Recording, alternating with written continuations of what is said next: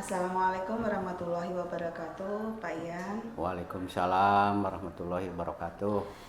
Ya, baik Bapak. Sebelumnya ini saya mohon maaf karena sudah mengganggu waktu dan aktivitas Bapak di pagi hari ini. Iya, Ya, Bapak, saya di sini bermaksud untuk melaksanakan tugas saya dari pendidikan guru penggerak Bapak. Nah, kebetulan untuk saat ini kami sedang mempelajari pada modul kebijakan untuk pengambilan keputusan sebagai seorang pemimpin pembelajaran atau seorang kepala sekolah di lingkungan sekolahnya. Nah, untuk wawancara kali ini saya ingin melakukan wawancara tersebut terkait dengan bagaimana Bapak selaku pemimpin di sekolah ini melakukan pengambilan keputusan terkait dengan dilema etika Bapak. Ya. Mohon izin, nanti kurang lebih ada 8 pertanyaan yang akan saya ajukan kepada Bapak. Baik Bapak, untuk yang pertama, selama ini bagaimana Bapak dapat mengidentifikasi kasus-kasus yang merupakan dilema etika atau bujukan moral. Ya. Oke. Bismillahirrahmanirrahim. Assalamualaikum warahmatullahi wabarakatuh. Waalaikumsalam warahmatullahi wabarakatuh. Terima kasih. Ini suatu hal yang sering terjadi di beberapa sekolah, ya, di mana moralitas yang sering terjadi di beberapa tempat, ya, katakanlah tempat-tempat, tapi tidak semua tempat yang seperti itu, dan itu adalah hanya merupakan contoh saja.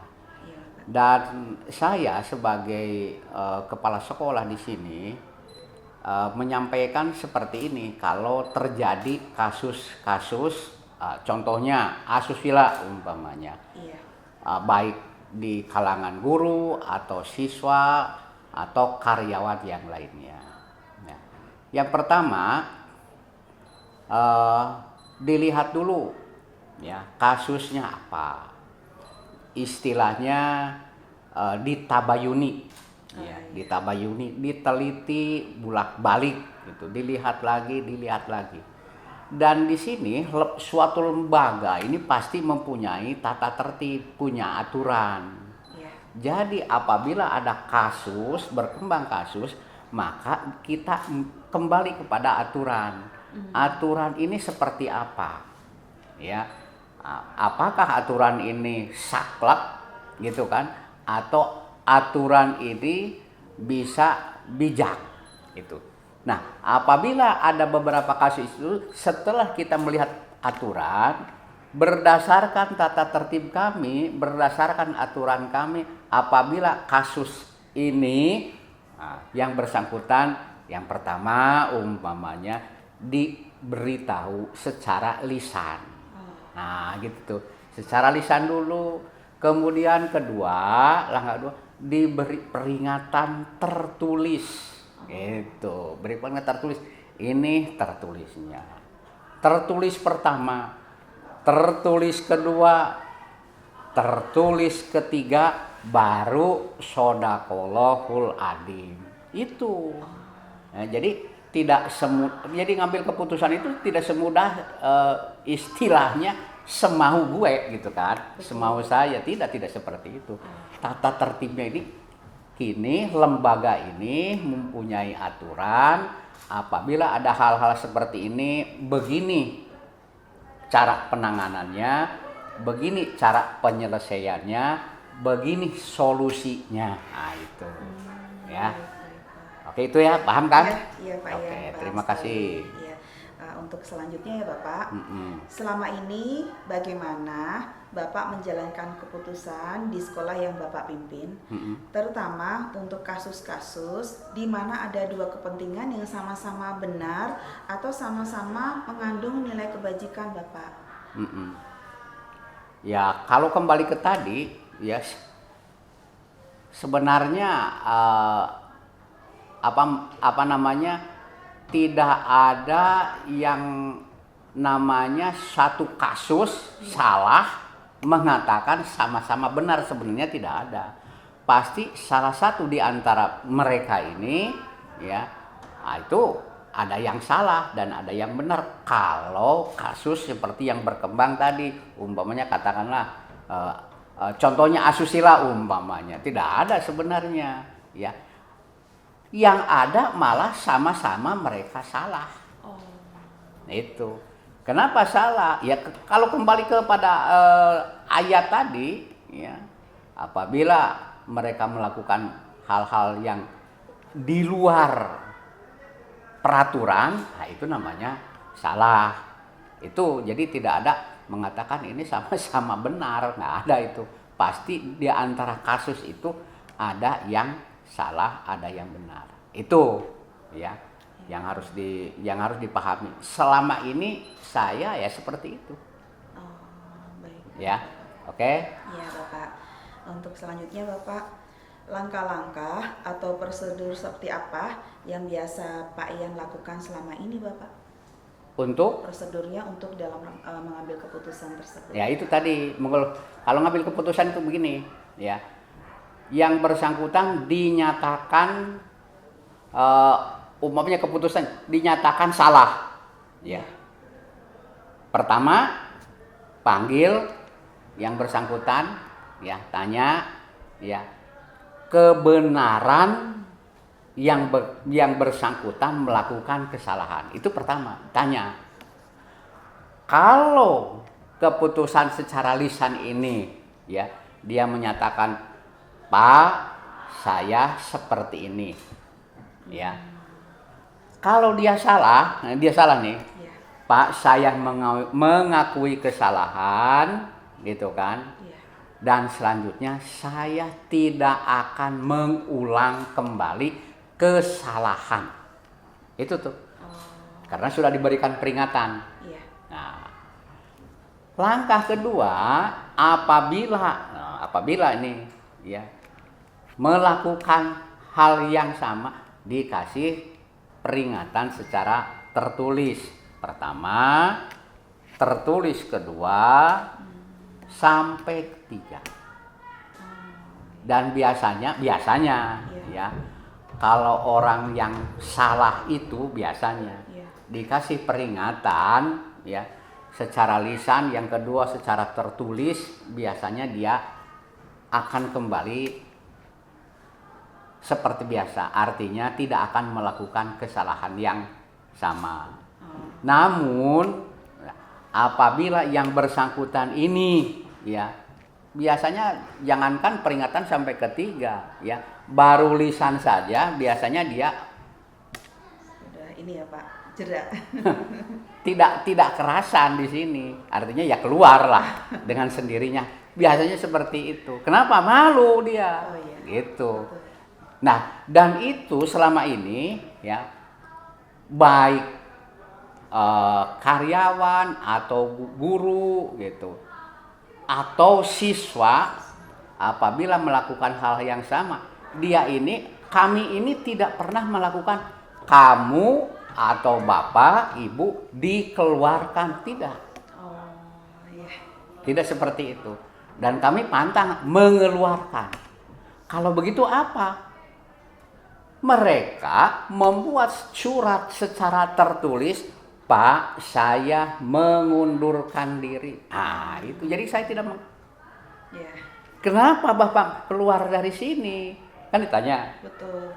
Dari lembaga ini kenapa? Karena saya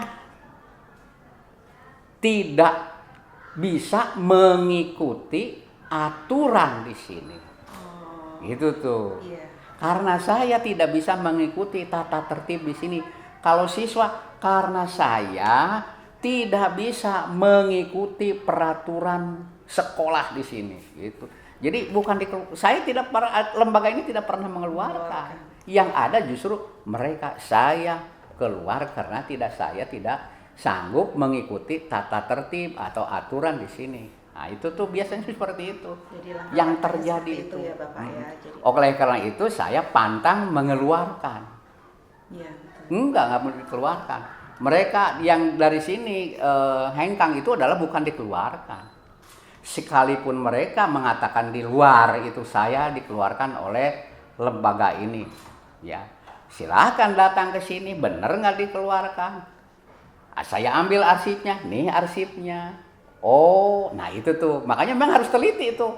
Jadi orang ini kalau ditanya itu dan lain sebagainya itu bukan berarti ya dikeluarkan dari sini, tapi ya oleh karena itu jadi kalau ada yang bertanya tentang hal-hal yang ini sensitif nih, Betul. ya ini sangat sensitif.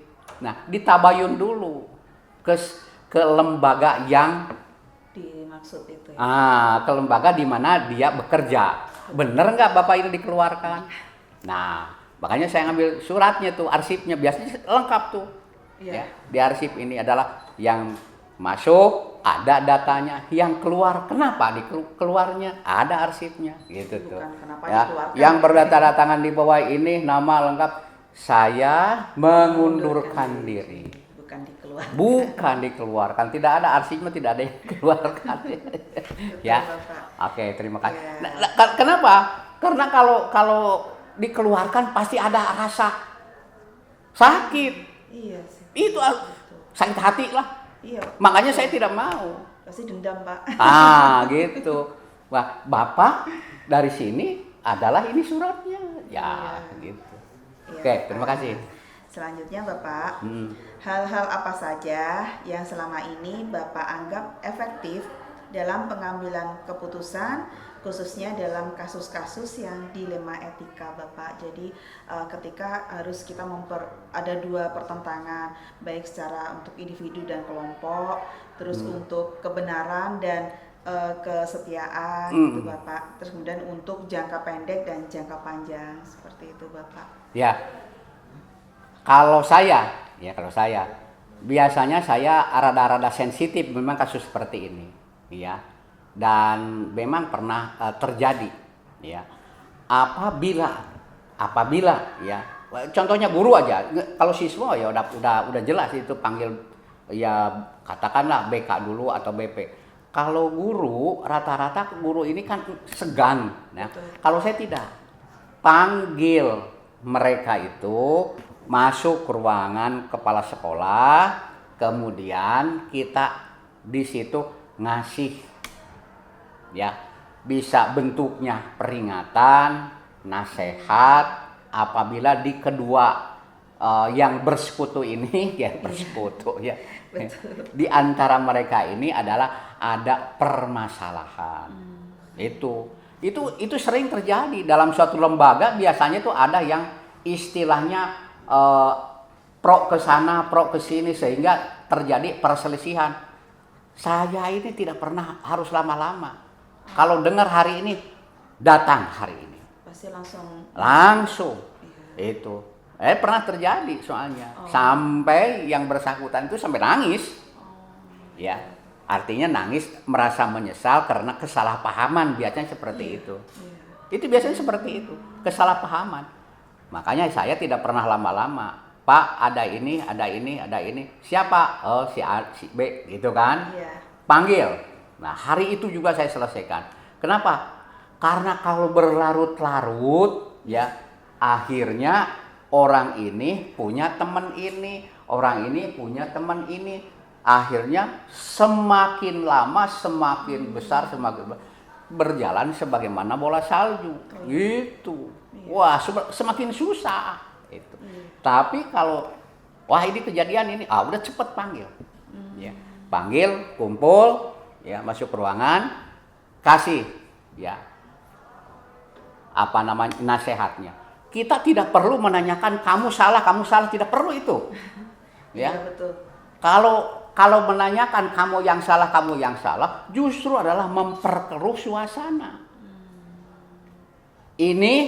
Ini semuanya sama salah. Tidak usah diceritakan kamu kesalahannya apa. Semuanya salah. Ke depan mau seperti apa. Itu. Jadi kesalahan itu tidak usah diungkit-ungkit. Kan kita sudah tahu, selesai. Ini salah, gitu kan? Betul. Ya. Ke depan mau seperti apa. Itu yang paling efektif.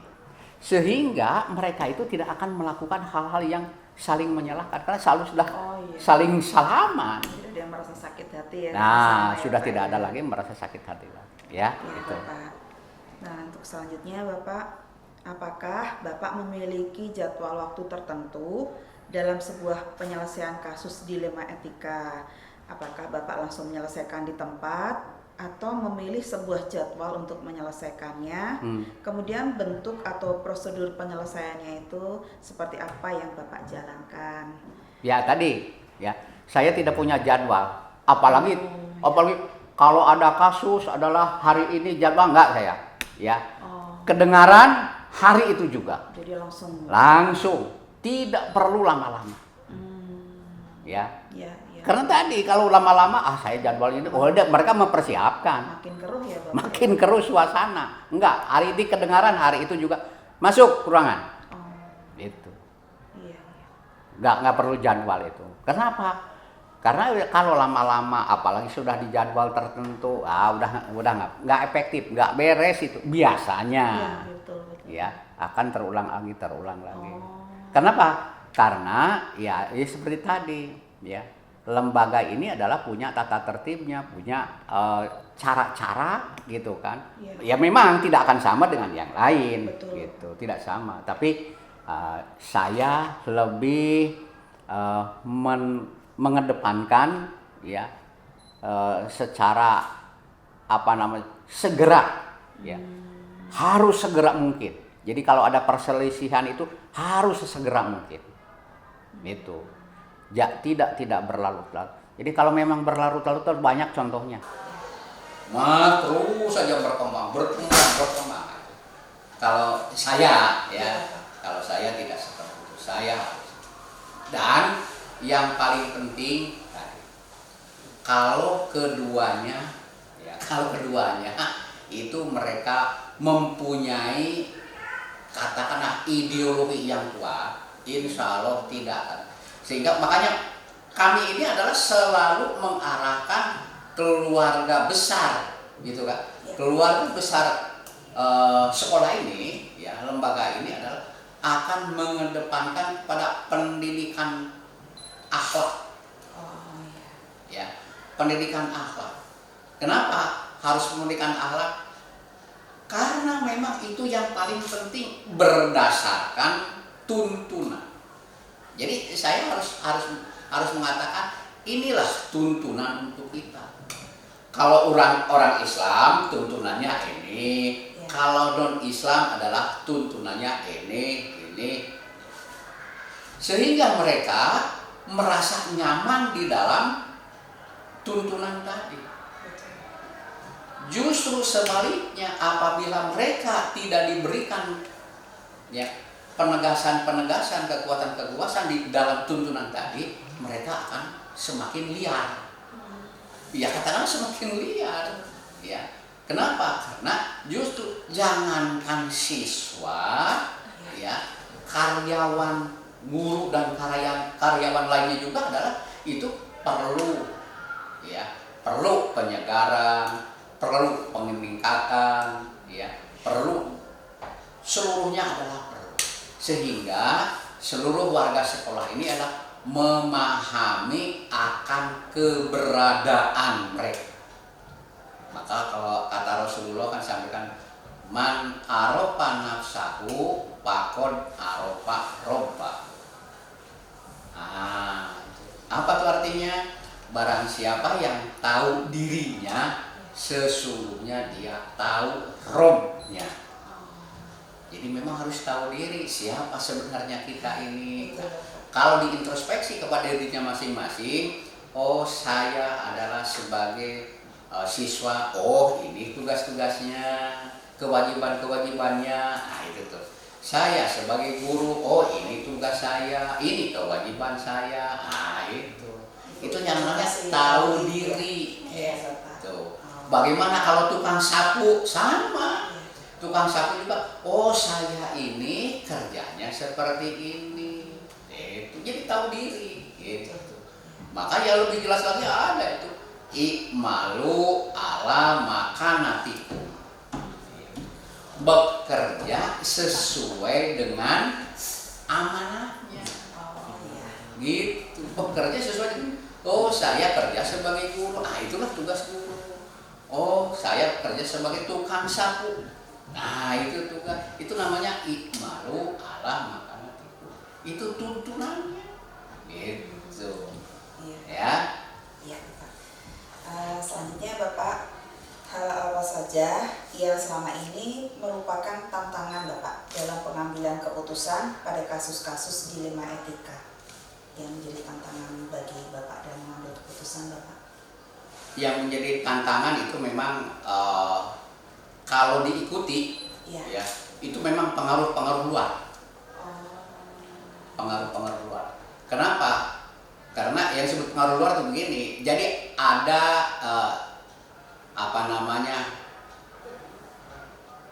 infiltran.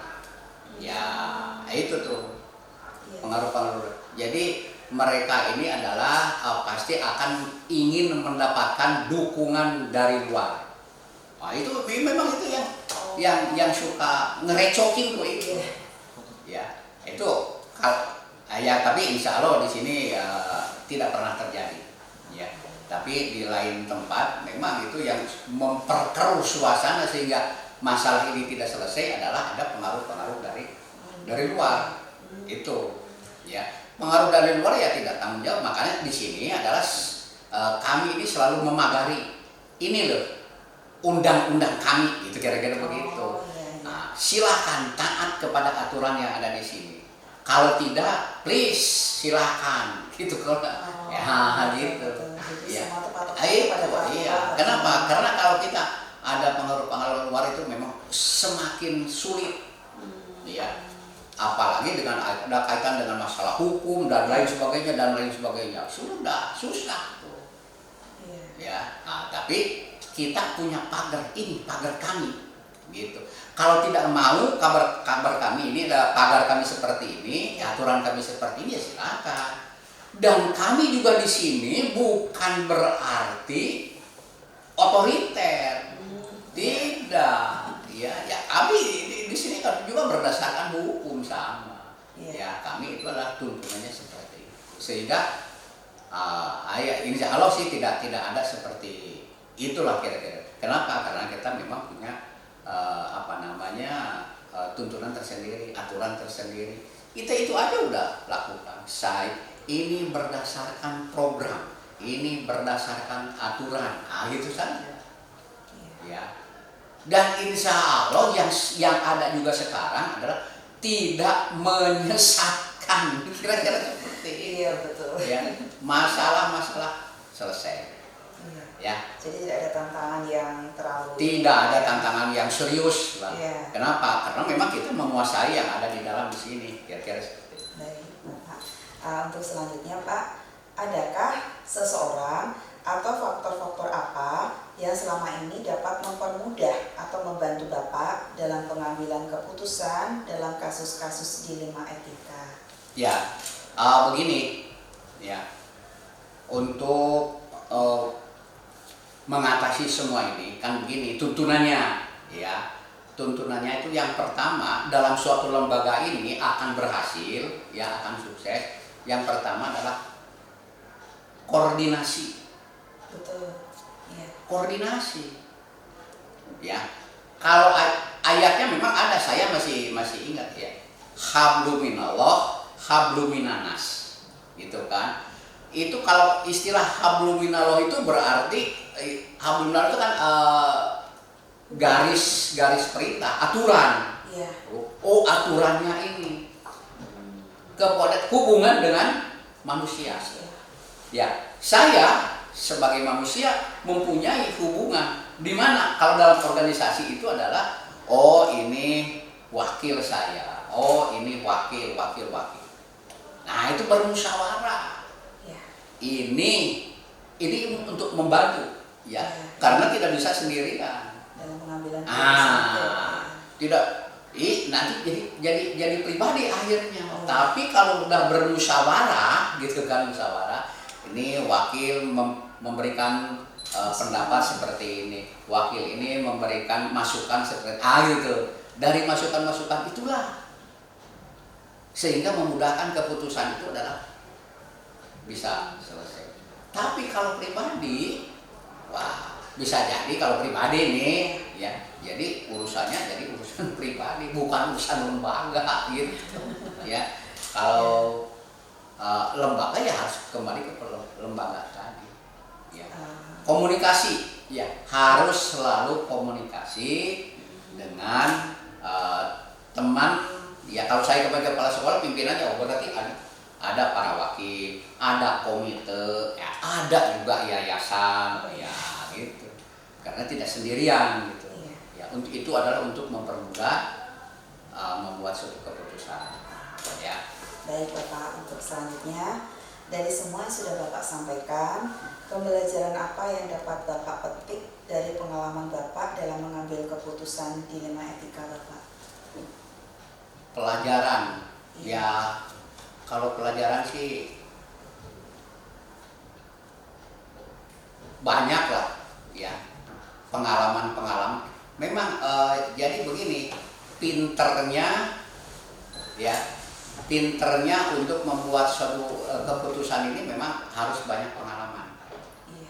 Ya, pengalaman. Oh, pengalaman dulu seperti ini, pengalaman yang kedua seperti ini. Itu memang berdasarkan pengalaman. Itu sehingga kita ini lebih belajar berdasarkan pengalaman-pengalaman tadi. Yang pertama. Yang kedua juga memang kita sering ya